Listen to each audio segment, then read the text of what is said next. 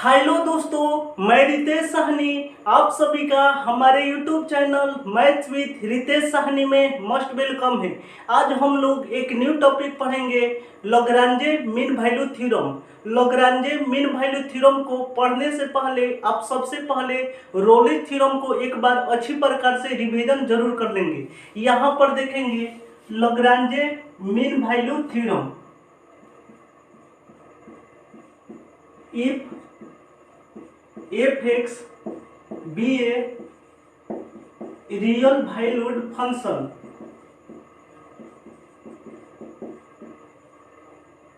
in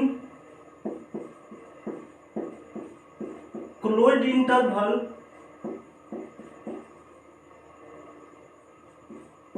ab, if f(x) be a real valued function, कोई भी एक फंक्शन दिया गया हो जिसका कि रियल वैल्यूड हो in closed interval A B में, तो यहाँ पर लिखेंगे F is a function. F कोई फंक्शन है क्लोज्ड इंटरवल ए बी में जिसका कि रियल वैल्यूड दिया गया हो। मीन वैल्यू थ्योरम के लिए टू कंडीशन सेटिस्फाई होना चाहिए। जिस प्रकार से हम लोगों ने रोली थ्योरम के लिए 3 कंडीशन देखा था, उसी प्रकार से मीन वैल्यू थ्योरम के लिए 2 कंडीशन सेटिस्फाई होता है। फर्स्ट होता है f(x) is continuous. f(x) continuous होगा in closed interval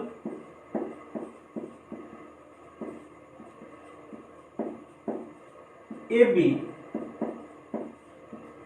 second condition होता है f(x) is differentiable. f(x) differentiable होगा in open interval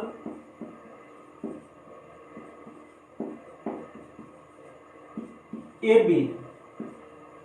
mean value theorem के लिए 2 कंडीशन चेक करना है। फर्स्ट कंडीशन होता है कि f(x) कंटिन्यूअस होगा in closed interval A B में। सेकेंड कंडीशन होता है f(x) डिफरेंशिएबल होगा in open interval A B में। इसके बाद जब दोनों कंडीशन सेटिस्फाई हो जाए तो f' c is equal to हो जाता है fb माइनस fa डिवाइड में b माइनस a के इक्वल हो जाता है। f' is equal to fb minus fa divide में b माइनस a के इक्वल हो जाता है। जब f' is equal to fb minus fa divide में b माइनस a के इक्वल कराएंगे तो यहाँ से c का कम से कम एक वैल्यू जरूर निकलेगा। एक से अधिक वैल्यू हो सकता है लेकिन c का कम से कम एक वैल्यू जरूर आएगा। इसके बाद लिखेंगे there will be at least one value of c in open interval a b, और c का जो भी वैल्यू आएगा ओपन इंटरवल ए बी में बिलोंग्स करना चाहिए। यानी कि इसको लिख सकते हैं that is c belongs to open interval A B. जब हम लोग रोली थ्योरम पढ़े थे तो रोली थ्योरम के लिए 3 कंडीशन सेटिस्फाई होना चाहिए था। f(x) कंटिन्यूअस होना चाहिए था in closed interval A B में। सेकेंड कंडीशन था f(x) डिफरेंशिएबल होना चाहिए था in open interval A B में। रोली थ्योरम के लिए एक थर्ड कंडीशन भी होता था कि fa is equal to fb के इक्वल होना चाहिए था। तो यहाँ पर देखेंगे मीन वैल्यू थ्योरम के लिए तो ओनली 2 कंडीशन है। f(x) कंटिन्यूअस होना चाहिए क्लोज्ड इंटरवल ए बी में। सेकेंड कंडीशन है f(x) डिफरेंशिएबल होना चाहिए ओपन इंटरवल ए बी में। इसका मतलब कि थर्ड कंडीशन जो है fa और fb का वैल्यू मीन वैल्यू थ्योरम में कभी भी इक्वल नहीं आएगा। यानी कि मीन वैल्यू थ्योरम में कभी भी fa और fb का वैल्यू इक्वल नहीं आएगा। इसके बाद नेक्स्ट हम लोग देखेंगे geometrical meaning of mean value theorem. Geometrical meaning of MVT। MVT का मतलब होता है M से मीन, V से वैल्यू, T से थ्योरम। यानी कि मीन वैल्यू थ्योरम को शॉर्ट फॉर्म में MVT बोलते हैं। लॉग्रांजी मीन वैल्यू थ्योरम बोले या मीन वैल्यू थ्योरम बोले सेम बात होता है। इसके बाद देखेंगे if F X be a real valued function in closed interval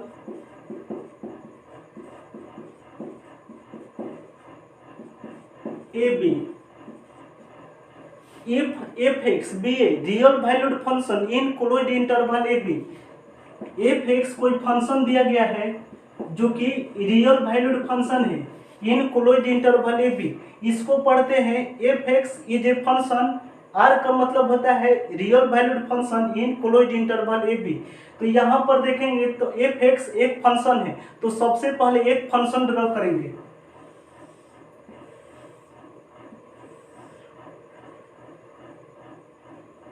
y is equal to F X, y is equal to F X एक फंक्शन ड्रॉ किए हैं। तो जो भी फंक्शन ड्रॉ किए हैं यह जो फंक्शन है कॉन्टिन्यूअस फंक्शन है। आपको कॉन्टिन्यूअस फंक्शन का मतलब बताए थे वैसा फंक्शन जिसका ग्राफ ड्रॉ करेंगे तो बीच में कहीं भी टूटे नहीं। तो देखेंगे तो y is equal to F X, जब इसका ग्राफ ड्रॉ किए हैं तो बीच में कहीं भी टूटा नहीं है, यानी कि इसको कंटिन्यूअस फंक्शन बोलेंगे। इसके बाद देखेंगे तो इसका दो पॉइंट होगा, इस वाले पॉइंट को ए मानेंगे, इसके बाद इंड वाले पॉइंट को बी मानेंगे। तो यहाँ पर फर्स्ट वाले पॉइंट पर देखेंगे तो एक्स इज इक्वल टू ए हो जाएगा, इसके बाद इंड वाले पॉइंट पर एक पॉइंट लेंगे X is equal to B लेंगे। क्लोज्ड इंटरवल ए बी, इसका मतलब x is equal to A और x is equal to B को इंक्लूड करेंगे। तो जो y is equal to F X function दिया गया है कॉन्टिन्यूअस फंक्शन है, तो यहाँ पर लिखेंगे F X is continuous, F x continuous है इन ए बी में, यानी कि क्लोज्ड इंटरवल ए बी में एफ एक्स कॉन्टिन्यूअस है। इसके बाद देखेंगे डिफरेंशिएबिलिटी। तो डिफरेंशिएबिलिटी का मतलब आपको बताए थे कि जब भी y is equal to F X पर टेंजेंट ड्रॉ करें तो टेंजेंट ड्रॉ हो जाना चाहिए। तो इस वाले फंक्शन पर हम टेंजेंट ड्रॉ कर सकते हैं, लेकिन x is equal to A और x is equal to B इस दोनों पॉइंट को छोड़कर, यानी कि एफ एक्स डिफरेंशिएबल हो जाएगा in open interval A B में। तो यहाँ पर लिखेंगे second F X is differentiable, F X differentiable हो जाएगा in open interval A B. Open interval A B का मतलब हो गया y is equal to F X, जो भी फंक्शन दिया गया है ए और बी के पॉइंट को छोड़कर इसके बाद जो भी पॉइंट हो उन सभी पॉइंट के लिए एफ एक्स डिफरेंशिएबल हो जाएगा। इसके बाद देखेंगे तो slope of the tangent, slope of the tangent, slope of the tangent का मतलब होता है जैसे कि y is equal to F X के इक्वल दिया गया है, तो पॉइंट का मतलब होता है x और y का वैल्यू। कभी भी पॉइंट लिखना हो तो पॉइंट का मतलब होता है x और y का वैल्यू। x का वैल्यू a है तो x का वैल्यू a जब लिखेंगे, x का वैल्यू a लिखेंगे तो y is equal to F X है, तो y का वैल्यू हो जाएगा f, x के प्लेस पर a लिखेंगे। इसके बाद देखेंगे तो b का पॉइंट लिखना होगा, तो b का पॉइंट हो जाएगा, पहले x का वैल्यू लिखा जाता है, तो b वाले पॉइंट के लिए x का वैल्यू b है, तो x के प्लेस पर b लिखेंगे, x के प्लेस पर b लिखेंगे तो y is equal to F B हो जाएगा, यानी कि y का वैल्यू एफ बी के इक्वल हो जाएगा, यानी कि b का पॉइंट हो जाएगा b और एफ बी के इक्वल हो जाएगा। इसके बाद इसका स्लोप निकालना है,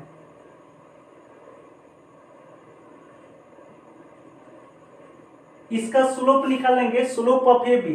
तो स्लोप ऑफ ए बी निकालेंगे तो slope of A B, slope of कॉड ए बी एक कॉड है तो कॉड ए बी का जब स्लोप निकालेंगे तो स्लोप का फॉर्मूला आपको 11th क्लास में पढ़ाए थे कि वाई कोऑर्डिनेट में से वाई कोऑर्डिनेट को घटाया जाता है और डिवाइड का साइन देने के बाद एक्स कोऑर्डिनेट में से एक्स कोऑर्डिनेट को घटाया जाता है। तो वाई कोऑर्डिनेट का वैल्यू देखेंगे तो बी के लिए वाई कोऑर्डिनेट का वैल्यू है एफ बी माइनस ए पॉइंट के लिए वाई कोऑर्डिनेट का वैल्यू है एफ ए और डिवाइड में एक्स वाले कोऑर्डिनेट को घटाया जाता है। तो बी पॉइंट के लिए एक्स का कोऑर्डिनेट है बी माइनस इसके बाद ए वाले पॉइंट के लिए एक्स का कोऑर्डिनेट ए है। तो स्लोप ऑफ ए बी कॉड A B is equal to हो जाएगा F B minus F A divide में बी माइनस ए के इक्वल हो जाएगा। इसके बाद नेक्स्ट देखते हैं slope of the tangent.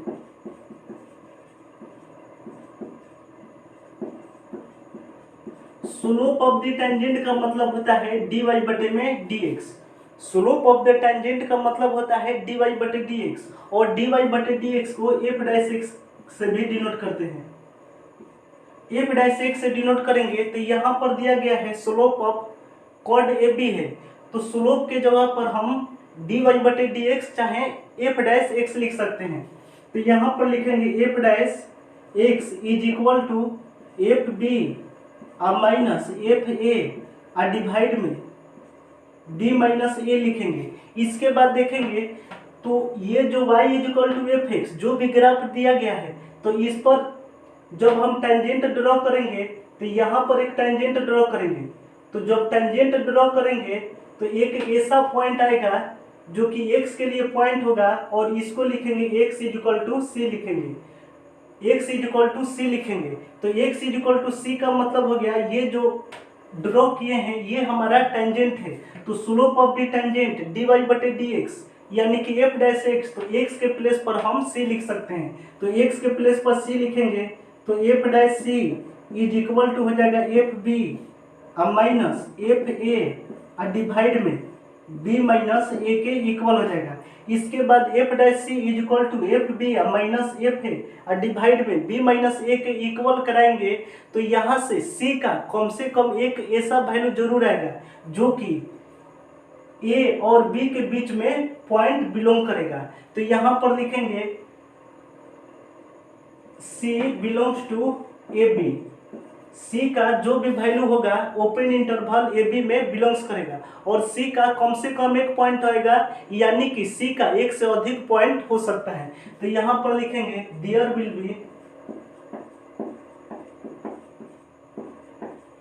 Will be at least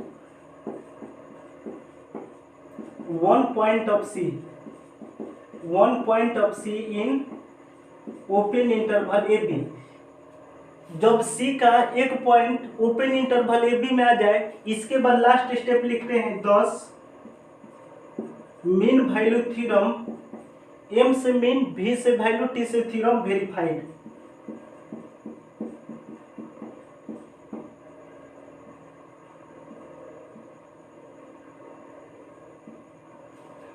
इस वाले कॉन्सेप्ट को यानी कि geometrical meaning of mean value theorem को अगर आप समझ पाए हैं तो ठीक है, नहीं भी समझ पाए हैं तो ज़्यादा चिंता करने की बात नहीं है।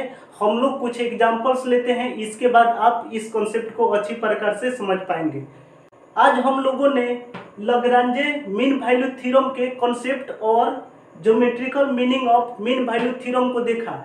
नेक्स्ट वीडियो में लाग्रांजे मीन वैल्यू थ्योरम से रिलेटेड कुछ एग्जांपल्स को देखेंगे। तो चलिए आज का सेशन यहीं पर कंप्लीट करते हैं। तब तक के लिए हम आपसे विदा लेते हैं। Bye bye, take care.